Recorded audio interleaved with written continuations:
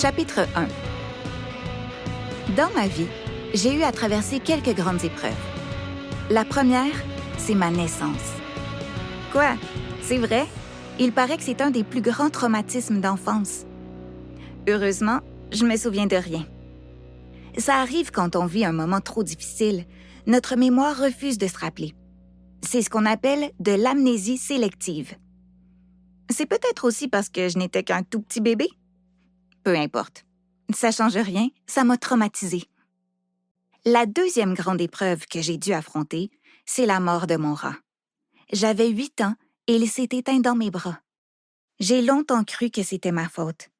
Mais récemment, j'ai lu un article qui disait que la durée de vie de cet animal est d'environ 3 ans et mon rat en avait 5. Alors, sans le savoir, je caressais un grand papa rat à l'article de la mort.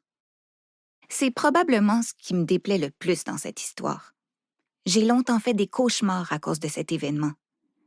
Je rêvais que des centaines de rats boiteux, avec de longues barbes blanches, s'introduisaient dans ma chambre la nuit pour me donner des coups de canne. C'était atroce! Finalement, pour ce qui est de la troisième grande épreuve, je suis en train de la subir. Mon père déménage pour son nouveau travail et il m'a proposé de venir avec lui. Mes parents se sont séparés depuis des années. Je me souviens pas de notre vie quand ils étaient ensemble, mais ils ont toujours habité dans le même quartier.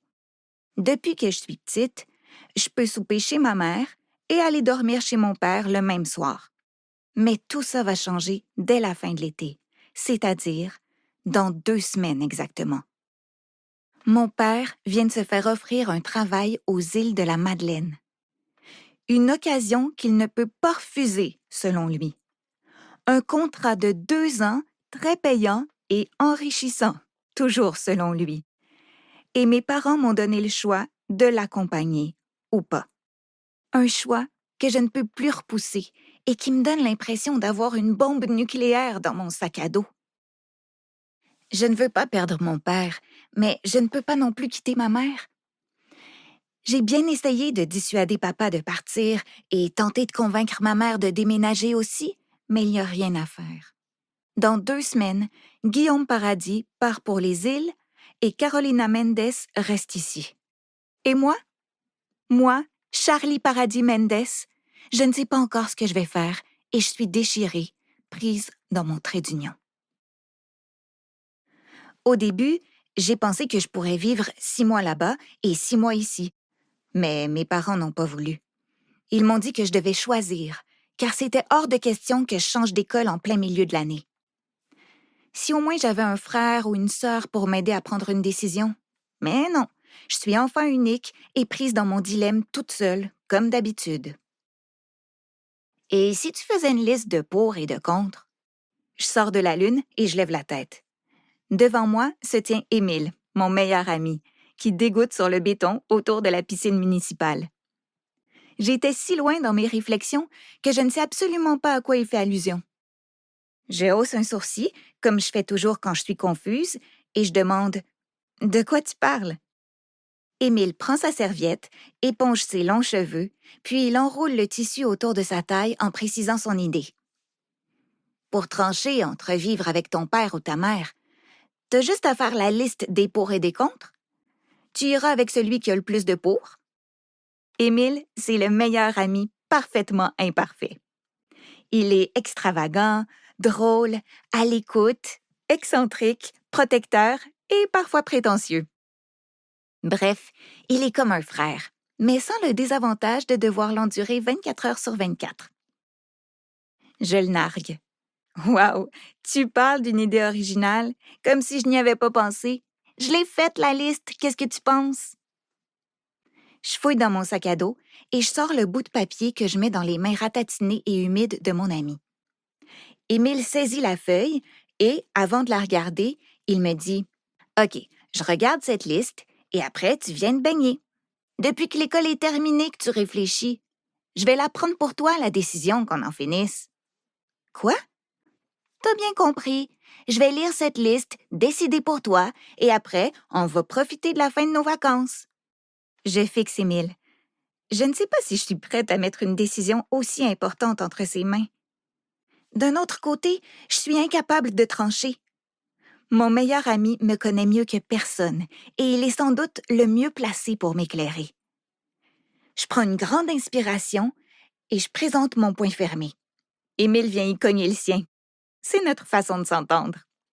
Il déplie la feuille. Avantage de rester avec maman. 1. Rester dans la même école. 2. Ne pas me séparer d'Émile. 3. Garder mes amis. 4. Être près de maman. 5. Continuer à jouer dans l'harmonie de l'école. Avantage d'aller avec papa. 1. Vivre une nouvelle aventure. 2. Avoir une plus grande maison. 3. Me faire de nouveaux amis.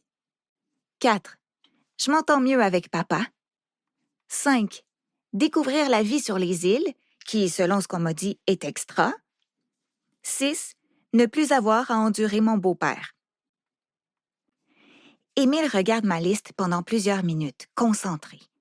Il inspire profondément, ferme les yeux et déclare « Tu pars avec ton père ».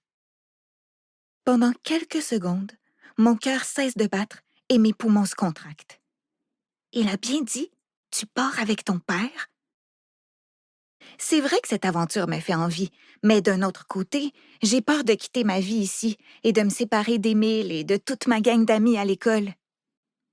Des larmes de soulagement, de peur, d'angoisse et de joie coulent sur mes joues.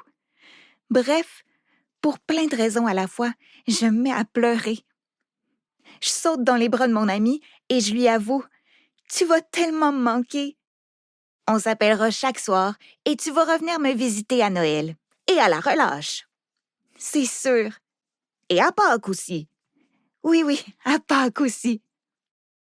Je pleure et je ris en même temps. Puis, je réalise que je suis à la piscine municipale. Pas vraiment le meilleur endroit pour exposer mes sentiments. Je me ressaisis et je me dirige en vitesse vers le bassin où je m'empresse de sauter pour aller rejoindre mes amis Maxime et Ève qui pratiquent leur culbute sous l'eau.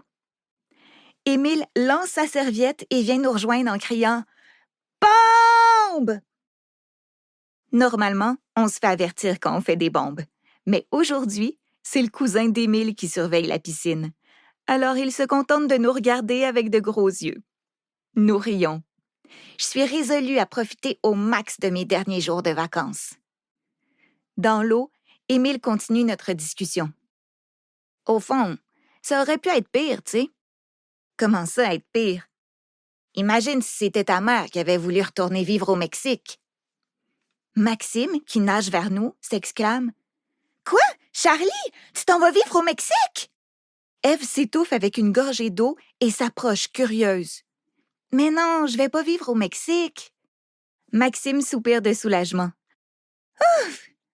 Je pensais que ta mère voulait te convaincre de déménager là-bas. » « Non, ma mère est bien la dernière personne qui quitterait le Québec. » Ève remarque.